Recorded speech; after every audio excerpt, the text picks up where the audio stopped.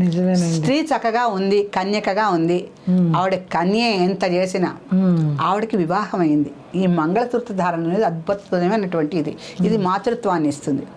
ఈ మాతృత్వంలో గర్భం దాల్చడం ఇంకొక పెద్ద విశేషం. ఇందులో పరమాత్మనే గర్భంలో దాల్చి ఉంటుంది స్త్రీ. దాని తర్వాత ప్రసవం 9 నెలలకు అవుతుంది.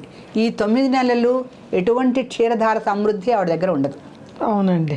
ప్రసవం అయిపోయిన మరుక్షణమే ఆవిడ క్షీరధారలను ఆవిడ కురిపిస్తూ ఉంటుంది.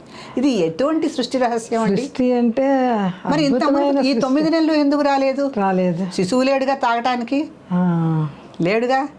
అవి క్షీరధారని గురోలి వృద్ధిలోకి రేపు వచ్చి మహదైశ్వర్యవంతుడు కావటానికి ఉపకరించేటువంటి సువర్ణ కుంభ యుగ్మాభ సుకుచాయ నమో నమః. దీంట్లో మొత్తము భూప్రపంచానికి మొత్తం కావాల్సినటువంటి సమృద్ధికరమైన బలమైనటువంటి ఆరోగ్యకరమైనటువంటి క్షీరధారల్ని స్త్రీ మాత్రమే ప్రసవించగలదు.